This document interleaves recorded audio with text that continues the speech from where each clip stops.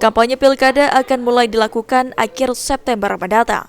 Menghadapi masa tersebut, pasangan bakal calon wali kota dan wakil wali kota Palembang Ratu Dewa Prima Salam terus melakukan konsolidasi internal dengan seluruh tim pemenangan dan juga kader partai politik. Selain itu disampaikan oleh Prima Salam sebagai bakal calon wakil wali kota Palembang, pihaknya sampai saat ini terus mendatangi posko-posko pemenangan yang dibuat oleh pendukung.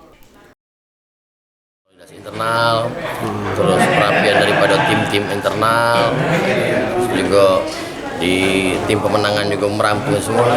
Dan kita mendeklar banyak posko-posko kan, yang masyarakat kan antusias buat posko-posko, kita datangi seperti itu sebelum masa kampanye, tahapan kampanye berlangsung.